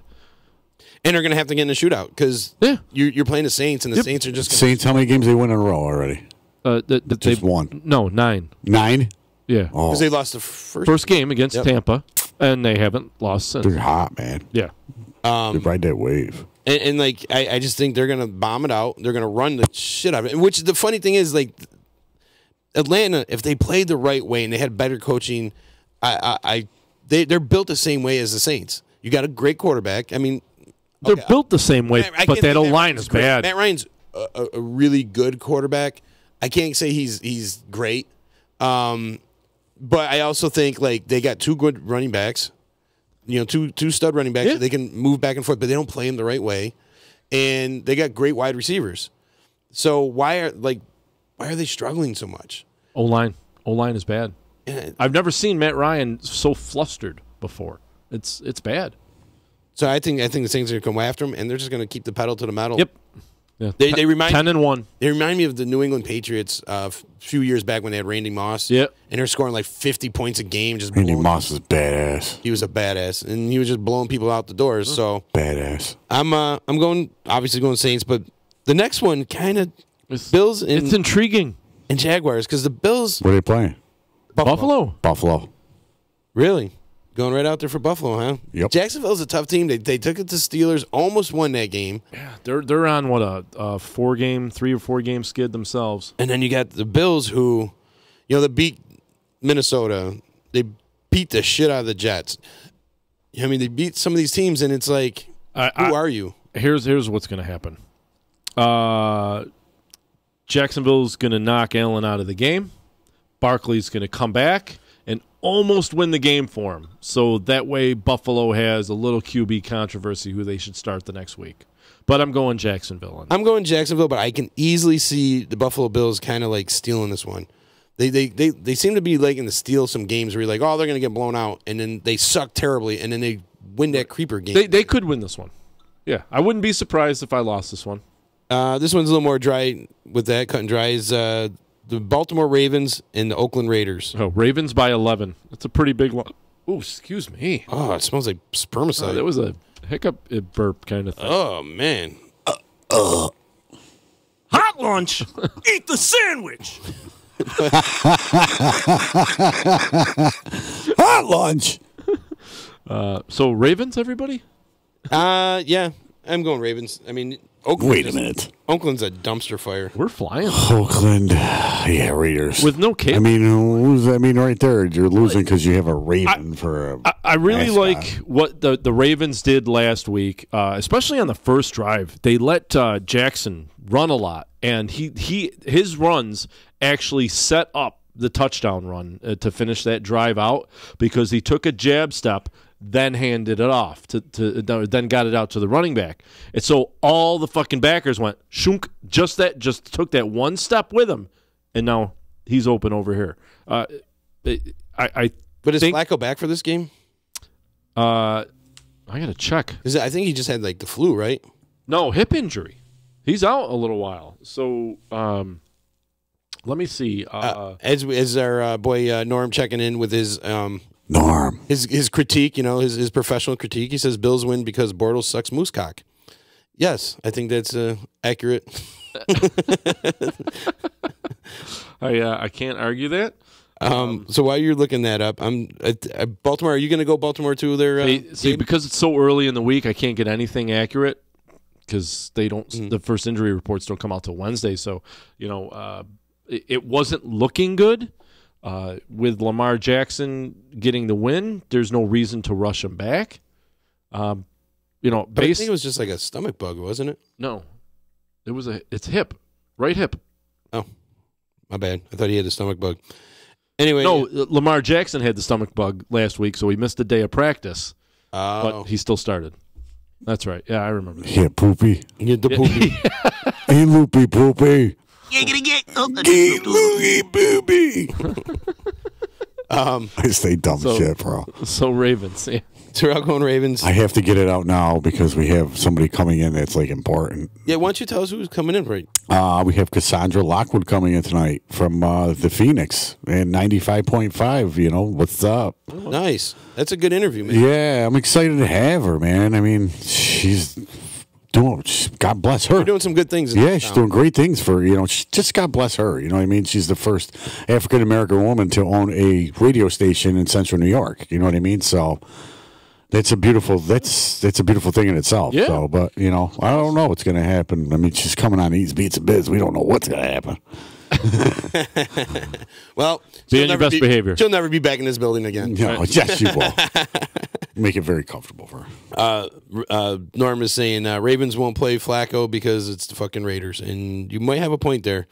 I don't think you need to bring Flacco back. Yeah, I let him sit another week. Yes. Tampa Bay versus the 49ers. Now, this is a game of shit proportions.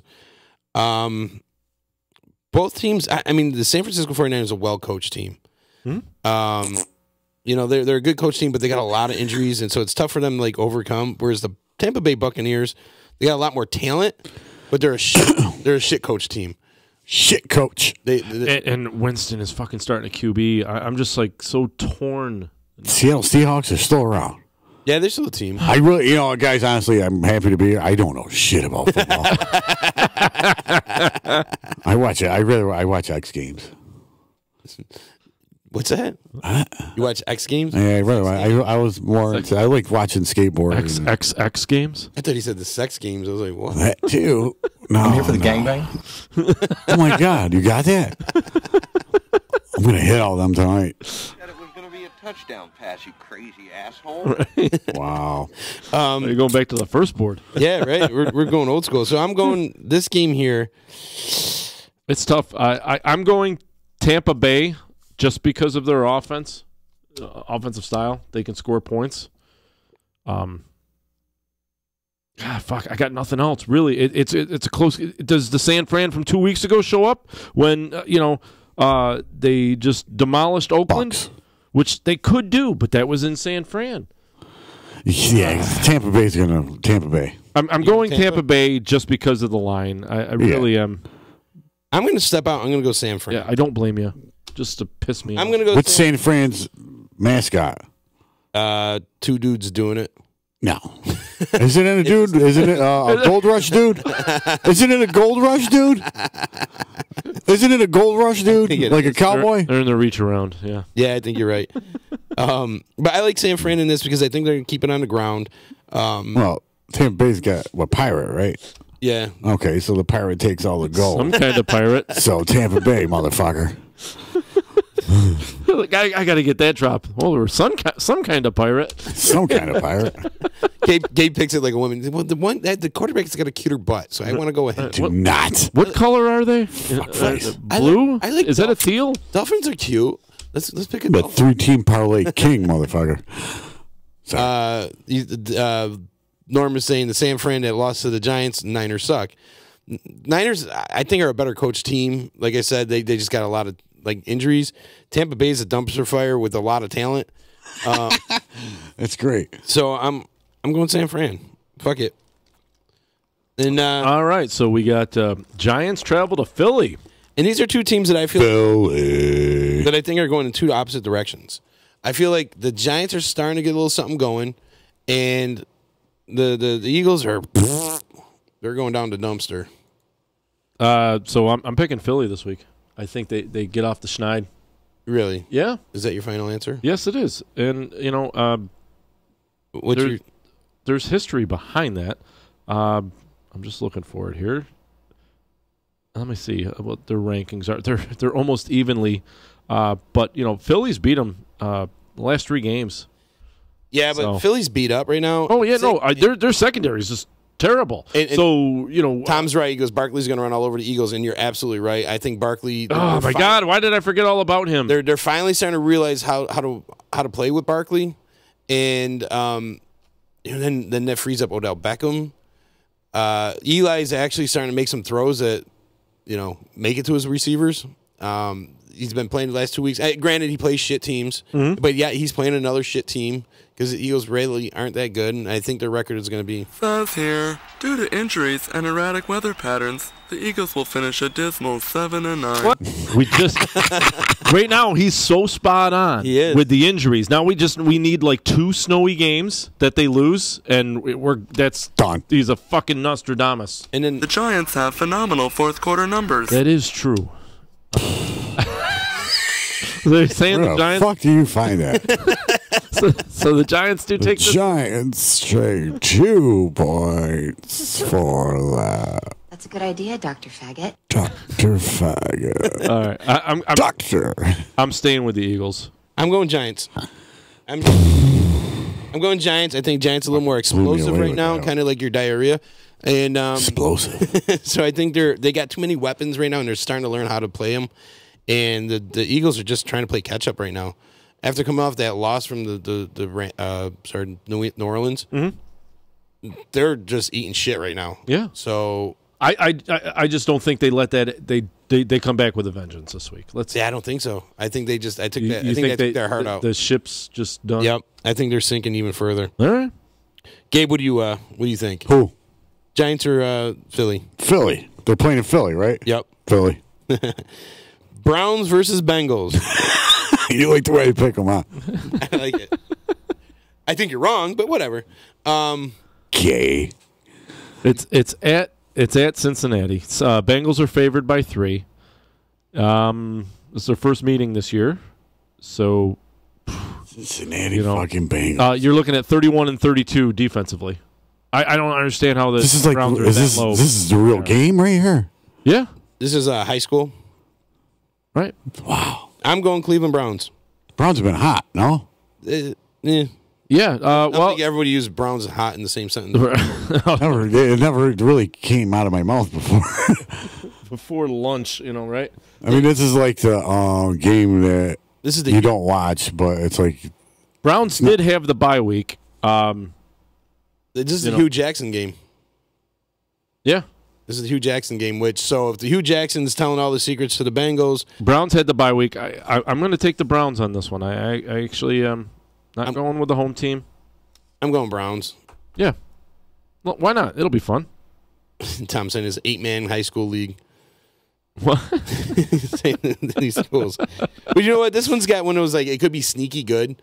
Because the teams both these teams aren't that great, but they have their moments. Right. And I feel like they could this could be a good competitive game between the two of them shit teams, but I don't think I'll watch it. So I'm going Browns. Same here. Patriots at Jets. Patriots favored by 9.5. I'm okay with that line. And I'm circling the Patriots right now. Yeah, I don't even think the Jets are picking the Jets. Yeah, they sucked. Patriots had the bye week. Well, actually, they both did, didn't they? So they've had a week to prepare for this game, but that just made the Patriots better. Jets coming off that huge loss to the Bills, and then right. Thinking to hang with Patriots, I don't think so. Carolina Panthers and Seattle Seahawks. This game is pretty good. I'm gonna go with Seattle Seahawks. Seattle's actually a better team than people actually give them credit for. I know. It's in Carolina. I'm going with chicken on that one. He just Aaron Rodgers. Right. And I'm telling you, Russell Wilson is an elite quarterback. Yeah, these guys haven't played in a couple of years. Almost 2 years. It's about a week before 2 years to the day. About a week back? Yeah, I'm going Seattle. I think their run game is just killer. And the defense is okay, but I really like what they're doing with running the ball. And you've got Russell Wilson. Russell Wilson, like when you talk Aaron Rodgers, Drew Brees, you got them on your team, you got a chance to win. Yep. Yeah. So I'm going there. Same here. Neil is over here saying Browns, and he's saying Pats by 40. Okay. What? And he's saying that. Who said that? Neil, he's saying Pats by 40. And he's saying Seattle 33 by 23. And our boy Norm is saying John Silver sucks penis. What? And he says I suck Russell Wilson cock. I like it. Russell Wilson's a baller. Does he suck Russell Wilson? Does he suck Wilson cock? Oh, man. Rosen cock He was balls. talking to you, chicken. He just hates admitting he's a good quarterback. Chicken likes chicken bone. Chargers versus the Arizona Cardinals. Chargers. I think Chargers are going to they're pissed. Whoop ass on them. Super pissed. They are mad. Chargers minus 12. I never thought I'd see that. That is really high for the Cardinals. It's really high. I didn't expect to see that, but yep, Chargers easily. And Melvin Gordon, Phillip Rivers is really pissed at the mistake he made, throwing that one interception to the DN. You know, so yeah, they're coming back with a vengeance this week. They know they're better than that. You know what I mean? Oh yeah, 100%. They had that game. Yep. They had that game last week. Just threw it away. And that's another thing with that the AFC West. Those guys are always competitive on beating each other up. Yep. Yes, yeah. Case Keenum, good game for him last week. So no, right now Caleb's pulling his hair out. Right, and then he's like, "Fucking Kirk Cousins, hate him. He sucks." Indianapolis Colts versus the Miami Dolphins. Indy all the way. I think they're gonna blow the fucking doors off of Miami. Yeah, mind blowing. I'm starting to be a believer in Indianapolis a little bit. Not as like a strong contender, right? But a team that's up on the rise and they can actually win some games. Yeah, Miami, they're like that. You know, you really know how to read them. One week they look really good, and next week it's just like they're back to being the Dolphins. Wishy washy. Yeah. So Indy. I think they're going to get lucky. Mm-hmm. Steelers traveling to Denver. Denver's defense scares me a little bit. Why? They're bad? No, they're good. No. Von Miller had a fucking. This is a game. Exception. This is a good game. This is a tough game right here. And Broncos, I know Caleb again hates the Broncos so much. Right. And but they're another team that's not as bad as they look. No, but I got to go with the better quarterback here. I'm going to take Big Norm's philosophy, and I'm actually going to go Steelers here. They overcome the crowd noise. They overcome the high altitude. That's where I was going. Thank you. Yep. And that's kind of where I was going. That's kind of where I was going with my pick. I'm going to go with the Broncos. They got a solid running game, solid passing game. Denver, you're not sure which offense is Lindsey's, while he's great, their drives stall out a lot. So, but they did just take it to the Chargers.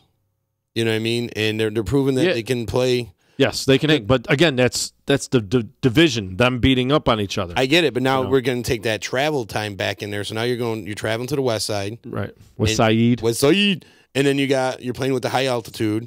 East Coast going West Coast. That's what I'm thinking. And then you got Von Miller going to blow it up. I mean, he's going to have Ben Roethlisberger running for his life. Roethlisbergers. No, Steelers O-line. Big, Steelers. Bad. I'm going Steelers. I'm going Steelers. I'm going Broncos. I'm going to take a little step out here. I think this is Steelers are going to. He's mush chicken. I think the Steelers are going to get caught with their pants down a little. You want to get caught with your pants down? Yeah, you do, chicken. Look at me. Dude, put your pants on. Nobody wants to see your dick. No, nobody does. I can't even see it. Mohawk Valley. So bad. That the team you used to play for, chicken? Yeah. That's the team I coached against and kicked their ass. Minnesota Vikings take on the Green Bay Packers. Vikings favored by 3.5. Caleb or Gabe wants his long back. Right. Yeah, I'm this is game Vikings. This is an interesting game because it is. Minnesota's upset though. They lost Green to the Bay. Bears. If it wasn't for fucking Aaron Rodgers, I'd say Green Bay is just fucking Aaron Rodgers. Excuse me, terrible. I couldn't get that. Purple? There was a burp stuck in my throat. Oh, so he'll keep him in games. He keeps them alive. They are coming off a loss as well, tight one to Seattle. Wow, this is really close. I'm surprised it's not 3. They tied last time, right? These two tied. Yes. Yeah, didn't they? Yeah, they tied week 2, I believe. And that was in Green Bay. This one's in Minnesota. Minnesota's winning. Definitely. There you go. Minnesota's winning the game. They're playing home. Norman's saying 0-0 tie. Fuck them both. I like Norm. I'll take Minnesota. You're going Minnesota on this? Yeah. Ah, man, this is a. That's not confidence talking. I'll Texan, Tennessee, Titans, Tennessee. I'm going. I'm going to go Green Bay on this one. Okay. Oh, sorry, I was ahead. I can't circle it. It won't let me. What? It won't let me do it. My pen just died. It won't let me. I can't do it. Look at it. And we finished the week. Green Bay. Yeah. Fuck. We finished the week with Tennessee heading to Houston. Houston's just on a roll. You know. Tennessee's been playing tough too, man. They have, but they just put it to the Patriots. It was a couple weeks ago, but then they just got their asses handed to them by the Colts.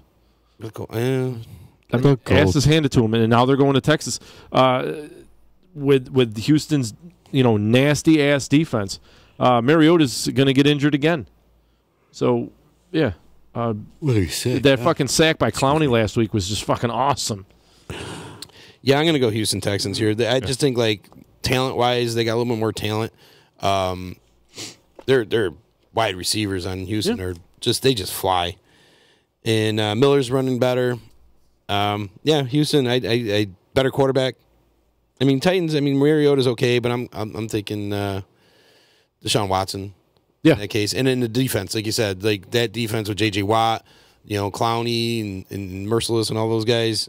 They're badass right now. Really, they are. They're badass. They're a good team. So I think Houston Texans. I think now on the Thanksgiving games. Which one do you think is the best game right now?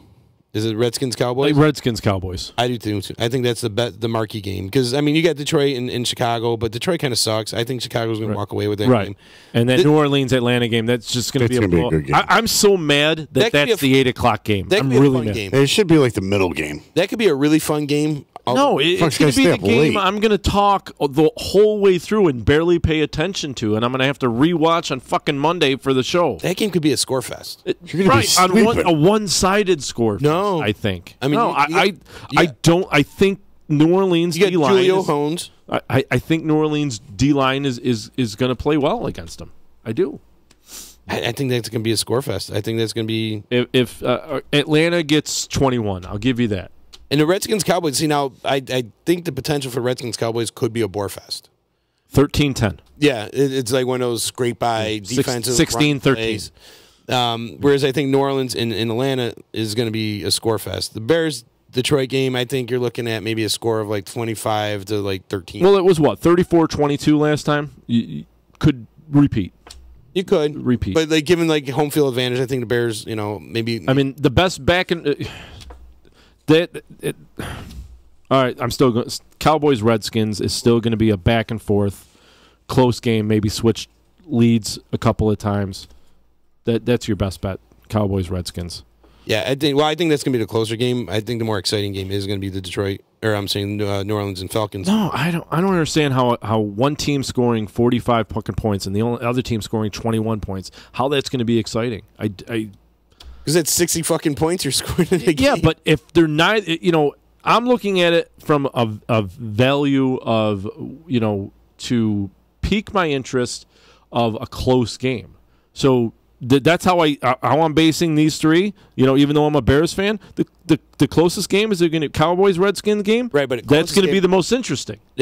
Closest game, but doesn't mean it's going to be the most fun. But it's a strong defense, run ball. Yeah, but. Field position. I could have swore you said most interesting. Saints Falcons is going to be more explosive, yes, but interesting, no. Norm saying division always plays each other tough, but they're all divisional games. Yeah, the Bears, Detroit, Cowboys, Redskins, Saints, and Falcons are all divisional. Yeah. So let's see the last time they played. Come on, I might as well fucking. And we should get clear out of here, make room. I figured we were. 20 of was how we were going to do.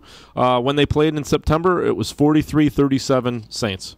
I do want to give some love out to attorney Nick Pasalacqua. For legal help quick, you better call Nick. Call Nick attorney Nick Pasalacqua and team at Pasalacqua and Associates, 315-500-NICK, CNYTrialLaw.com. And got to give some love to Nick because, a couple weeks ago he saved my ass. I had a problem, I called Nick, and he solved it. And thank God, because not only would I would have lost my chance to be here on D-Line, I would have had to miss work, and it would cost me a whole lot more money. So if you guys got any problems and you need legal help quick, call Nick. Like I said, 315-500-NICK, or go on to CNYTrialLaw.com. And we will be back next week with our regular time, back on regular Thursday show. Maybe Caleb makes it, maybe not. Special shout out, thanks to Rich for stopping by. Yeah, tonight. Massucci, go check out Dracula Jones this weekend, this Saturday, over at 12 North. Tomorrow night, I am going to be at Wakely's. Copper Van Clones is coming back. They haven't played in like 3 years. I will be behind the bar. So if anybody wants to come out and listen to some great music, come down to Wakely's on Varick Street. We're going to be doing it up. I know Z set it up, so it's going to be a great show. So if you're out and about, man, come visit me down at Wakely's. In the meantime, just want to wish everybody a happy Thanksgiving. Oh yeah, that's right. And enjoy the time with your family and your friends. I know sure as shit I am. So happy Thanksgiving, everybody. Yeah, happy Thanksgiving. Be good, be safe, and have a good time. And we'll see you next Thursday. Yeah. Bye. As I have not even close ready to end this show, but go Bears. Go Bears. So you just bought your dream home, and now it's time to move. Let's face it, nobody likes to move. All the packing, unpacking, lifting, upstairs, downstairs, and broking everything, including your back. Let the professionals at EJA Moving Company take all the stress and pain out of your move. Competitively priced moving, relocation services, office moves, and complete packing and unpacking services. They work with everybody to make it simple and easy for you to move and relocate. Call EJA Moving Company at 315-335-0516. When it's time to relocate, have EJA Moving do all the work for you. Hit them up online, ejamoving.com. Hey, Disruption Network. This is Mike Sacco, the general manager at NYE Volkswagen of Rome. If you don't know me by name, it's only because you have not received the best deal. There's only one reason to leave Utica, and that's to come see me in Rome and get the best deal on your next new, pre-owned, or certified VW. Mention that you heard this ad from Disruption Network and receive $250 off your next vehicle purchase. You'll know why our customers say, I love my NYE VW. Come see us at 5865 Rome Taberg Road in Rome, or visit us online at NYEVWofRome.com. The Property Sisters of the Mohawk Valley was born when 3 top producing agents with over 25 years of combined experience selling real estate joined forces to take real estate to the next level. We practice with honesty, integrity, and the knowledge to help make the buying and selling process easy and stress-free for all of our clients. We pledge to always make our clients our top priority from start to finish, and even after the house is closed. We will always be a valued resource for information and assistance for our buyers and sellers. Our customers over the years have become not only past clients, but great friends. As we join hands together as the Property Sisters of the Mohawk Valley, we look forward to serving our clients and our community and making a positive difference. You can reach us at 315-601-9630 for all of your real estate needs. The Disruption Network is making moves. For upcoming events, news, interviews, and new daily programming, keep in the loop with us at DisruptionNetwork.net. Like, follow, and subscribe to all our social media. And check out all our podcasts on iTunes, Google Play, Stitcher, and Spotify. Get up on the D, DisruptionNetwork.net.